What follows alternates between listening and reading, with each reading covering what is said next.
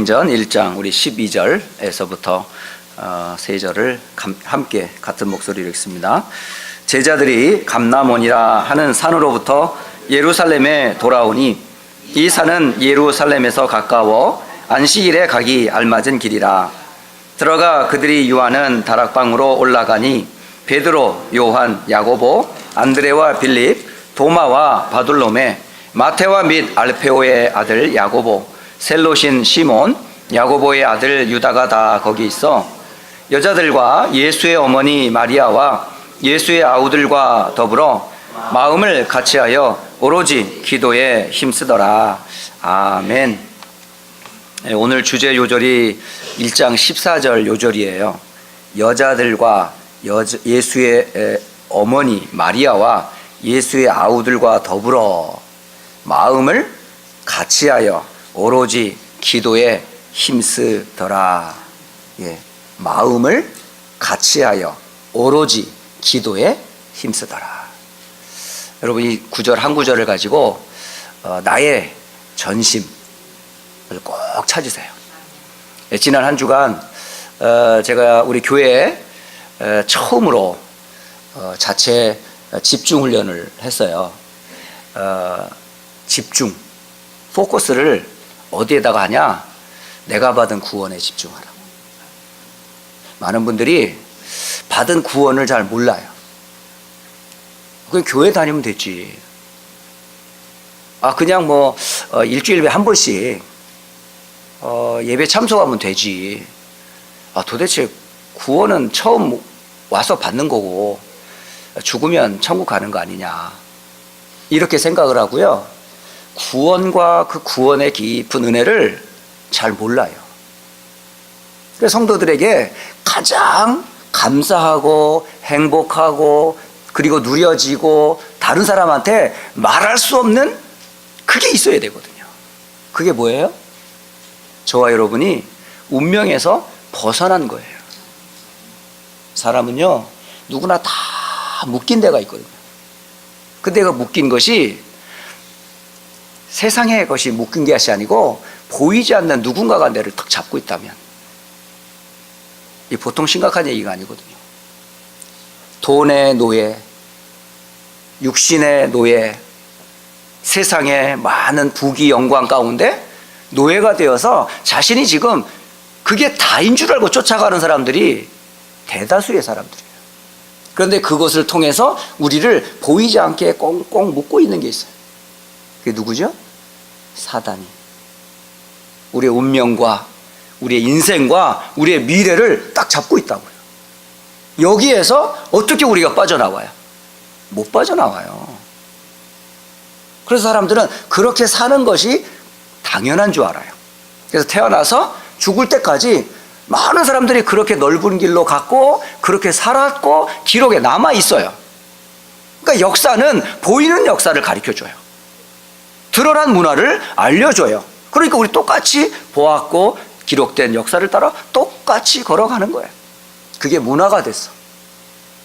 한국의 문화, 미국의 문화, 저기 세계의 문화가 다 똑같아요. 보이는 문화예요. 근데 보이지 않는 영적 문화, 보이지 않는 세상에 우리를 잡고 있는 우상 문화, 이 부분들은 전혀 드러내놓지를 못해요. 그러니까 삶이 어떻게 되겠어요? 영적인 문제임에도 불구하고 문제인지 몰라요. 정신 문제 와도 정신 문제인지 몰라요. 육신 문제인지도 몰라요. 어제 그제 제가 펜실베니아 펜스테이트 대학교에 갔다 왔거든요. 미주 대학 수련회를 위해서 이제 거기 장소도 알아보고 대회를 위한 이제 준비를 위해서 갔다 왔어요.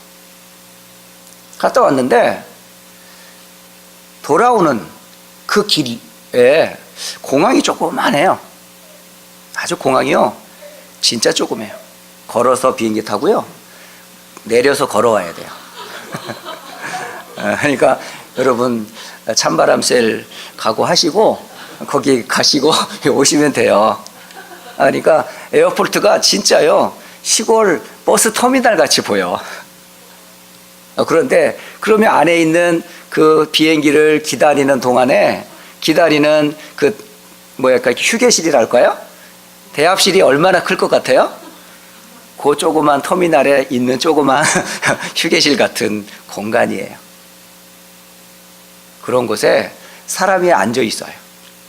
그런데 한 사람이 전화기를 들고 막 말을 하는데요. 이 사람은 주변 사람을 의식을 못해요.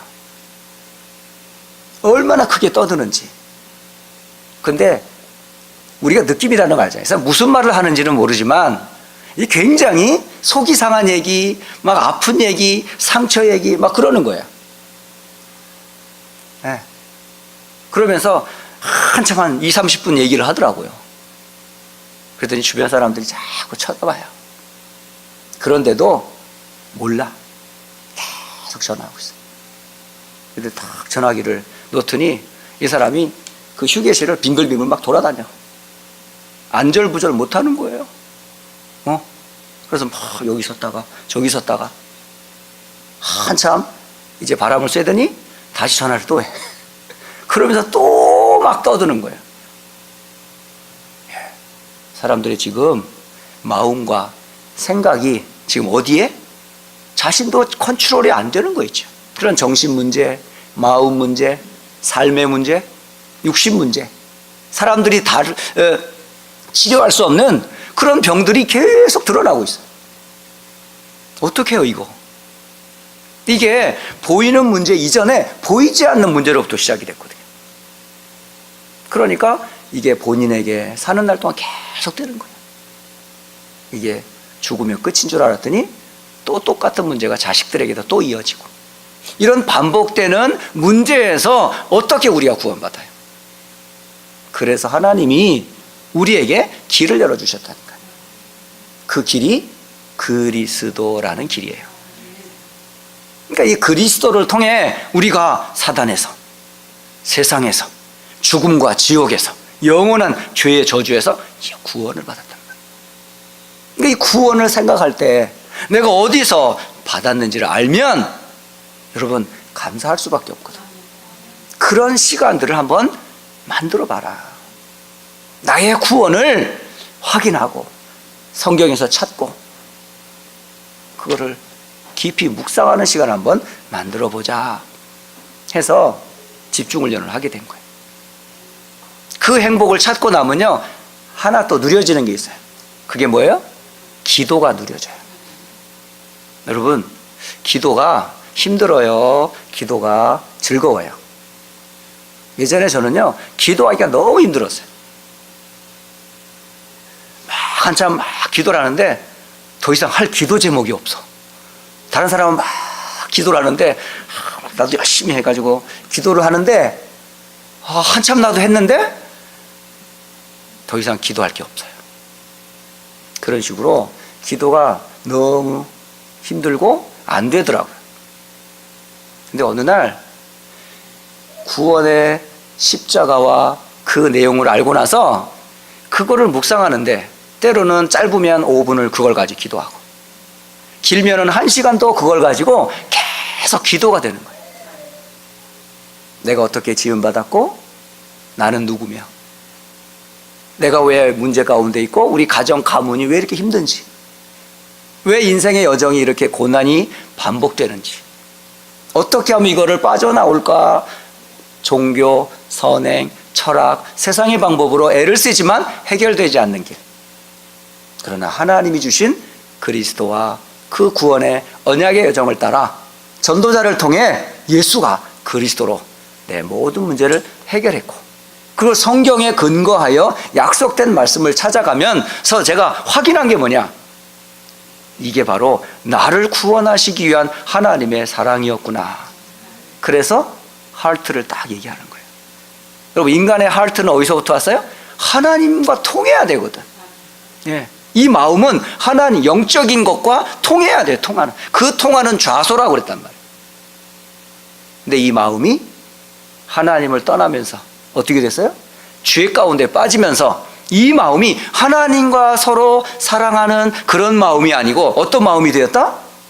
이게 미워하는 마음, 저주하는 마음, 악한 마음, 하나님의 뜻을 거역하는 마음으로 뒤바뀌면서 자신도 힘들고 세상도 힘들고 후대도 고통당하는 그런 마음을 하나님이 치유하사 예수를 그리스도로 고백할 수 있도록 네가 마음의 문을 열고 입으로 고백하여 나와 함께 하시겠다 라는 구원의 소식을 영접으로 기도할 때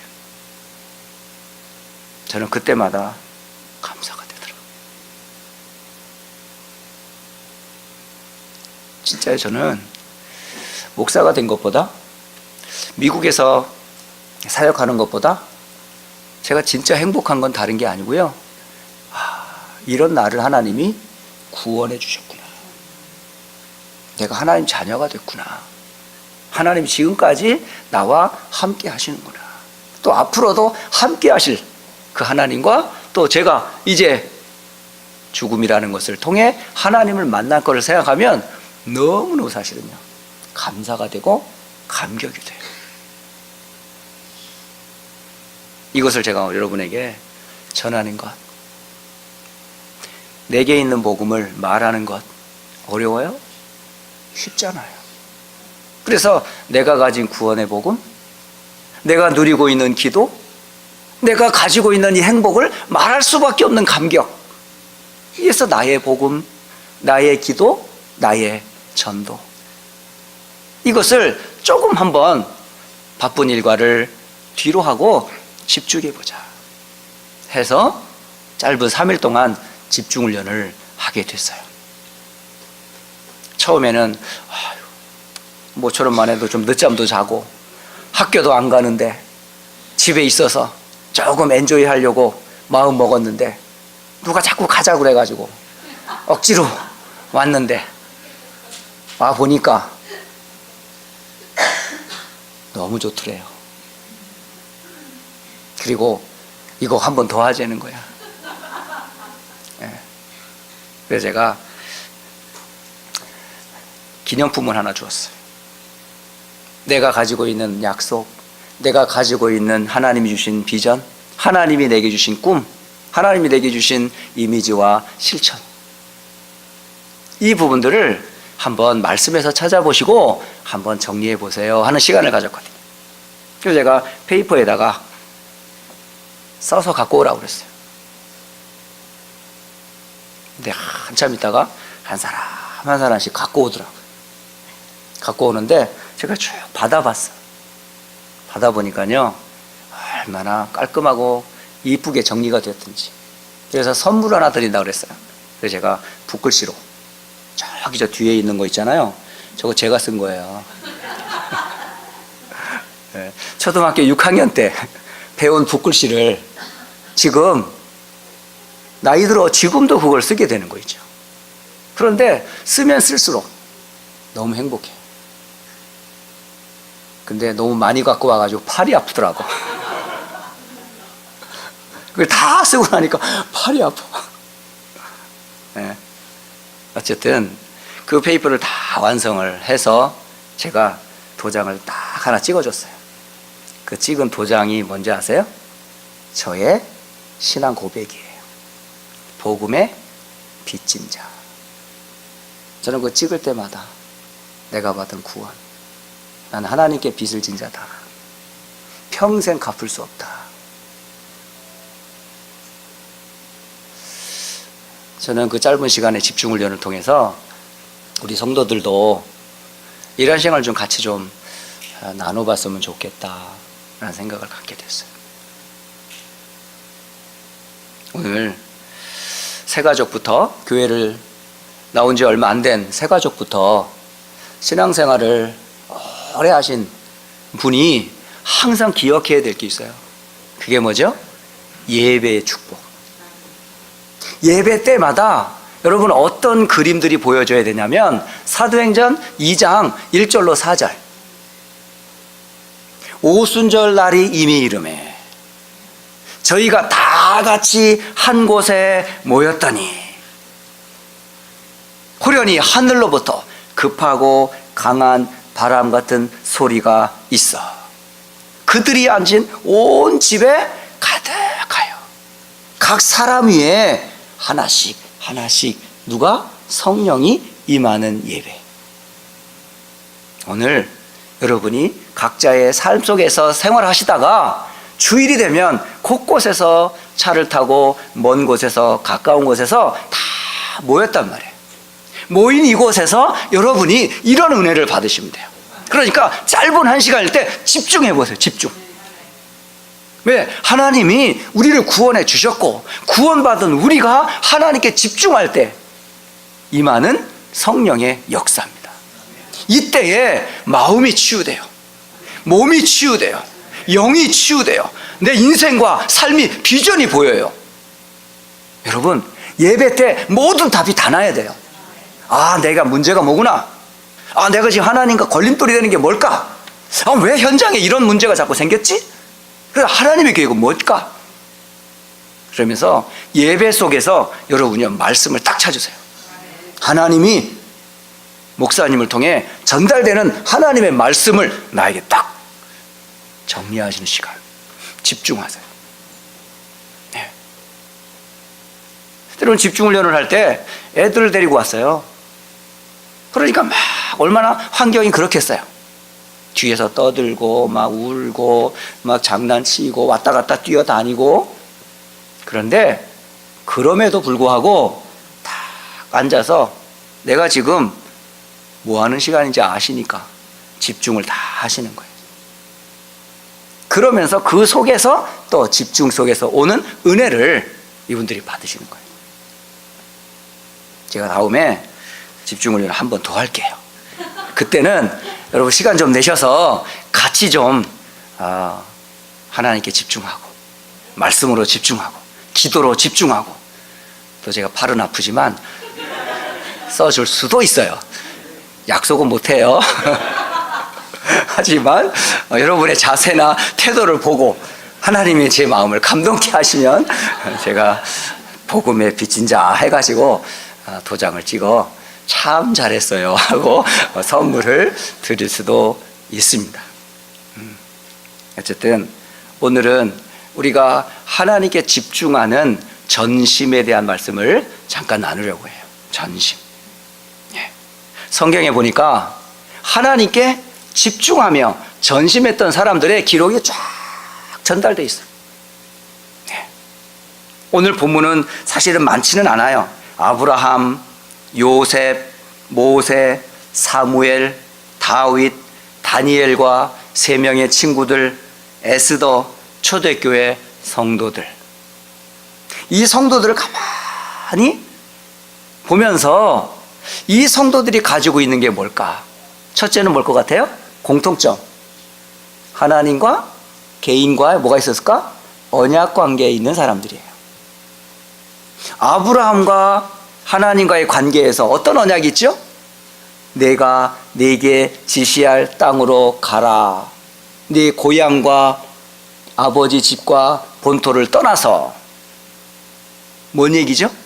언약 관계잖아요. 또 요셉은 어때요? 아브라함과 이삭과 야곱을 통해서 전달받은 그 언약을 누가요? 역시 요셉도 붙잡고 하나님과 함께하는 임마누엘. 공통점이잖아요. 또 모세는 어때요? 80세 되는 동안에 하나님이 주신 이 언약을 놓친 이스라엘 백성들의 고통과 수고를 보고 하나님께서 80세 된 노인 모세에게 주신 약속이 뭐였어요? 그들이 내 말을 들으리니 출애굽기 3장 18절 너는 그들의 장로들과 함께 애굽 왕에게 이르기를 히브리 사람의 하나님 여호와께서 우리에게 임하셨은즉. 바로 호렙산에서 하나님의 임재를 체험한 모세가 들었던 메시지가 뭔지 아세요? 불이 붙었으나 나무가 타질 않아. 양을 치던 한 노인 모세가 깜짝 놀라 가보니 그곳에서 모세야 모세야, 네가 선 곳은 거룩한 곳이니 신발을 벗어라. 얼굴을 들었겠습니까? 불타는 하나님의 임재 앞에 자신의 죄와 저주가 드러난 그 영광의 자리 앞에서 자기가 어떻게 고개를 들 수 있겠냐고요. 그때에 모세에게서 하나님의 음성을 하나님이 주시는 거예요. 나는 아브라함과 이삭과 야곱의 하나님이니라. 내가 너희의 백성들의 고통을 내가 다 보았다. 이제 내가 너희들을 구원하겠다. 그런데 그 구원의 방법이 뭔지 아세요? 희생의 제사 피다라고 말씀하셨어요. 그거를 들었다니까요, 모세가. 그러니까 모세가 80년 인생에 최고의 답을 얻는 시간이야. 저와 여러분에게 인생의 이런 전환점들은 한 번씩은 있으셔야 됩니다. 그렇게 들었던 예수가 내가 알고 있던 예수가 아닌 거예요. 그럴 땐 들었던 복음이 그런 복음이 아닌 거예요. 어마어마한 거예요. 저는 모세가 하나님을 모르는 사람이 아니에요. 이스라엘 백성 중에 한 사람이에요. 그리고 아브라함과 이삭과 야곱의 조상적을 두고 있는 후손이에요. 그럼에도 불구하고 뭘 몰랐어요?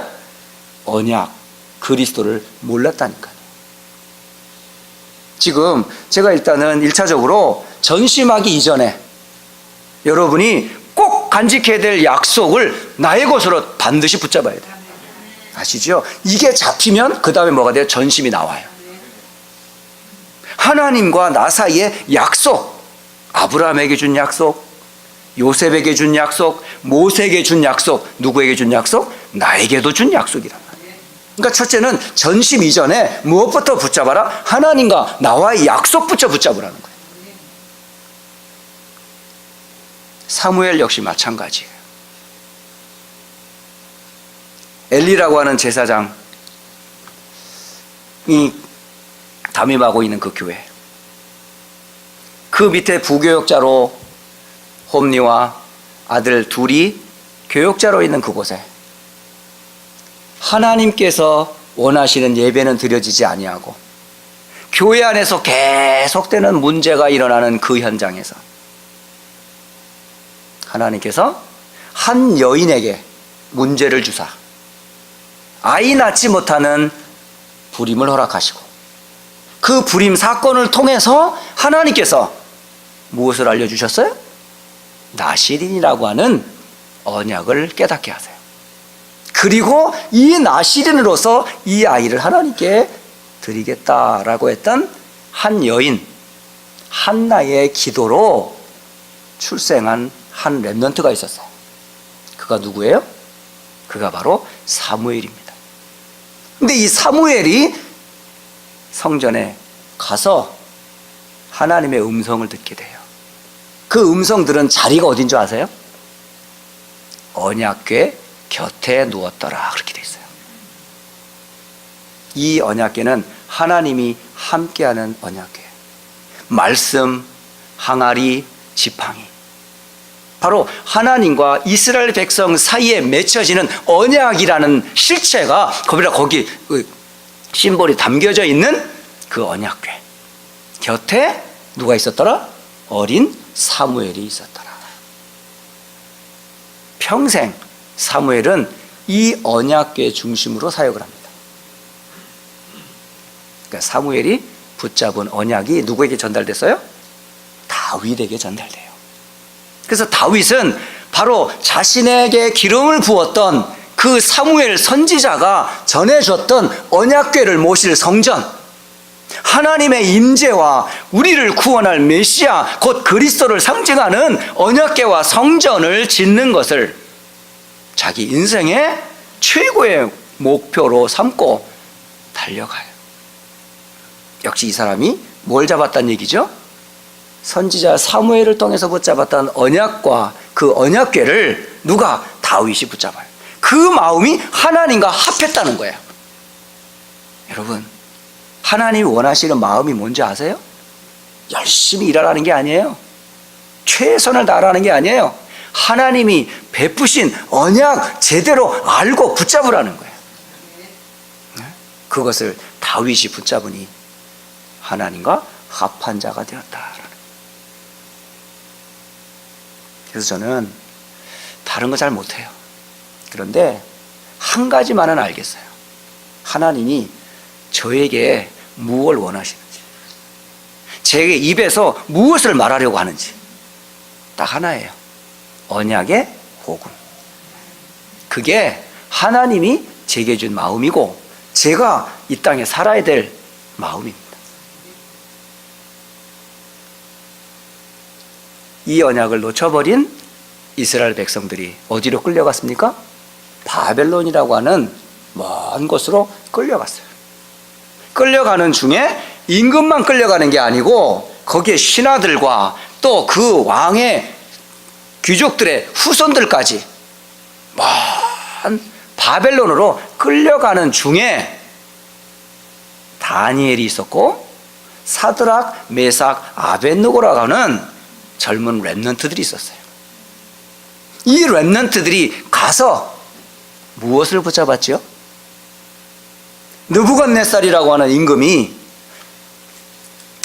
이스라엘을 치고 그 똑똑한 렘넌트들을 끌어다가 바벨론을 통치하는 일에 써먹으려고 이들을 끌어다가 교육을 시켰어요. 그 교육시키는 그 자리에 다니엘이 있었고 사드락, 메삭, 아벳느고라고 하는 세 친구가 함께 있었던 거예요. 그런데 이들이 무엇을 했습니까? 느부갓네살의 어마어마한 지적을 드러내는 그 상징물인 우상, 느보라고 하는 신상을 큰 두로 평지에다가 세워놓고 절을 하게 하는 거예요. 내가 믿는 신이 이런 신이다. 그 신 앞에 다 무릎을 꿇어라. 그때에 사드락, 메삭, 아벳느고는 어떻게 했습니까? 나의 참 신은 두로 평지에 있는 저 느보 신상이 아니고 비록 노예로 포로로 붙잡아 있지만 비록 나라는 힘이 없어 바벨론에 의해 멸망을 당했지만 나의 하나님은 누구다? 여호와 하나님이시다. 나의 무릎은 하나님 앞에만 꿇을 것이지 우상 앞에 절대 꿇지 않겠다. 죽어도 좋다. 만일 무릎 꿇지 않으면 불타는 곳에 집어쳐 넣겠다라고 하는 법령을 정했습니다.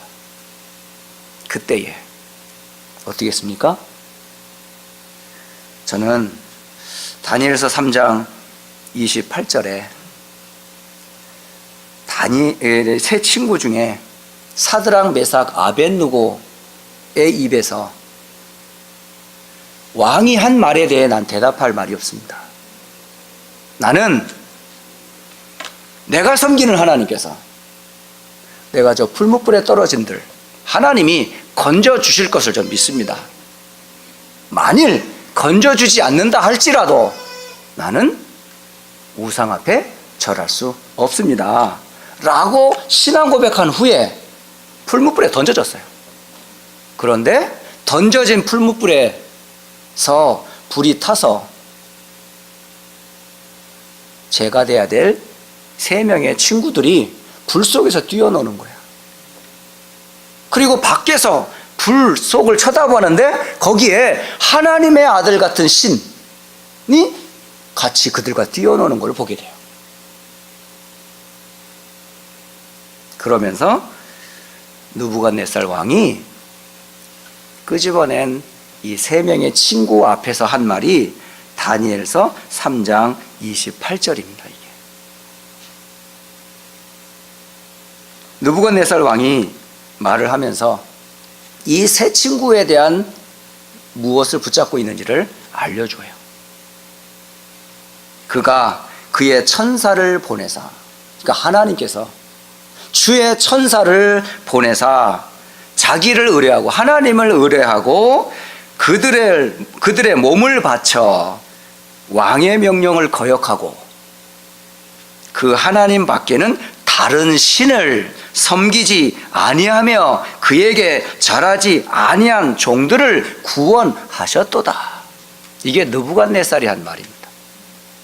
그러니까 세 친구가 무엇을 붙잡았다는 얘기죠? 우상이 아닌 참 하나님과 그 언약의 백성이라는 사실을 이들은 간직했다는 것들을 오히려 바벨론의 최고 임금인 느부갓네살 왕이 그들을 보면서 저들이 무엇을 붙잡았는지를 보여주고 있잖아요. 심지어 다니엘 역시 30일 동안 오직 왕과 우리의 신 외에는 절하면 안 된다, 기도하면 안 된다라고 하는 법을 정해놓고 다니엘을 얽어맸어요. 그럼에도 불구하고 다니엘은 어떻게 했습니까? 평상시 하던 대로 자기의 기도처에 올라가서 예루살렘을 향하여 창문을 활짝 열어놓고 뭐 했습니까? 여호와 하나님께 무릎을 꿇고 기도했더라. 그 결과로 사자의 밥이 되었어요. 맞습니까? 아니잖아요. 밥이 아직 안 됐죠. 밥이 던져졌어요. 근데 밥이 됐어요, 안 됐어요? 안 됐어요. 그때에 그 다니엘을 보았던 다리오 왕이 함정에 빠진 것을 알고 끌려가는 다니엘을 향해서 한 말이에요. 다니엘서 6장 16절, 20절, 23절. 저는 다니엘의 이야기를 하는 게 아니라 다니엘을 통해 본 이웃의 이야기들을 가지고 지금 다니엘이 뭘 붙잡았는지, 어떤 믿음을 가지고 살아가고 있는지를 불신자 입을 통해서 증언하고 있는 겁니다. 16절 이렇게 말해요. 네가 항상 섬기는 너의 하나님이 너를 구원하시리이다. 그러니까 사자에 던져질 그 다니엘을 보며 네가 항상 섬기는 네 하나님이 너를 구원하실 거야. 그러니까 다니엘을 보면서 그런 고백을 하는 거예요. 그리고 20절에 돌아와서 이제 사자의 밥이 되기는커녕 하룻밤을 잘 지내고 굴에서 나온 다니엘에게 하나님 말씀하셔. 그 다리오 왕이 말하는 거예요. 살아계시는 하나님의 종 다니엘아, 네가 항상 섬기는 네 하나님이 사자들에게서 능히 너를 구원하셨느냐? 그 사자굴 앞에서 한 얘기죠. 이걸 보면서 다니엘의 어떤 믿음을 설명하고 있느냐? 23절에 그의 몸을 조금도 상하지 아니하였으니 이는 그가 자기의 하나님을 믿음이었더라. 다니엘은 어떤 사람이에요? 하나님의 주신 언약을 믿은 사람이에요. 죽음이 막질 못했어요.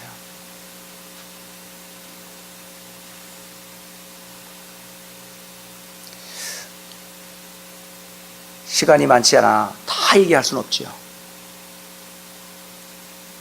어쨌든 아브라함, 요셉, 모세, 사무엘, 다윗, 다니엘과 세 명의 친구들, 역시 똑같이 이렇게 포로로 붙잡혀가 있는 에스더 역시 죽으면 죽으리다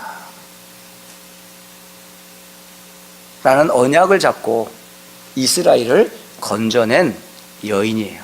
왕이에요. 왕후죠, 왕.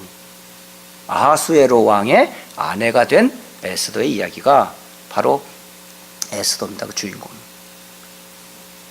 결국은 이 약속이 구약이에요.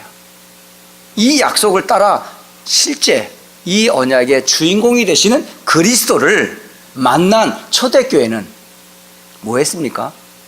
사도행전 1장 1절로 11절 사이에서 예수는 누구다? 이 언약의 실체임을 만난 사람들, 십자가에 죽고 부활하신 그리스도를 만나 40일 동안 하나님 나라 일을 들은 사람들, 그리고 약속을 받아 성령의 충만함을 기다리던 사람들, 이 사람들이 다시 말하면 언약을 분명히 붙잡은 사람들이라는 얘기입니다. 오늘날 저와 여러분이 붙잡을 약속과 똑같습니다. 아브라함이 붙잡았던 약속에서 초대교회가 붙잡았던 그 약속의 주제와 실체는 뭘까요? 다른 거 아닙니다. 창세기 3장 15절 여자의 후손, 출애굽기 3장 15절 희생의 피, 이사야 7장 14절 임마누엘, 마태복음 1장 21절 그가 곧 예수, 마태복음 1장 23절 임마누엘의 실체 되시는 예수님은 그리스도이심을 우리에게 언약으로 알려주고 계세요. 그렇다면 이 언약을 가진 우리가 우리 여러분의 마음과 생각을 어떻게 해야 되죠? 이제 하나로 모으는 거예요. 언약은 분명하기 때문에 이 언약 안에서 여러분의 마음을 딱 모으는 거예요. 그 시간을 가지란 말이에요. 그게 집중이고 전심입니다. 오늘 사도행전 1장 14절에 그 말씀을 하고 계시는 거예요. 지금 여자들과 예수의 어머니 마리아와 예수의 아우들과 더불어 마음을 같이하여 오로지 기도에 힘쓰니라. 이게 전심입니다. 여러분의 마음을 어디에다 쏟아부으라고요?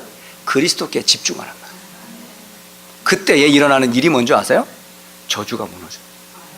그리스도께 집중할 때 흑암이 꺾여요. 그리스도께 완전히 여러분의 마음을 올인할 때 지역 권세가 무너지는 거예요. 아시죠? 이제 우리가 체험해야 될 게 이겁니다. 단순히 우리가 그리스도, 하나님의 나라, 오직 성령 약속만 잡고 있을 것이 아니고 이 약속이 실제 나 삶에서도 내 문제 앞에서도 어떤 위기 앞에서도 흔들림이 없는 나의 증거가 반드시 와야 돼요. 아세요?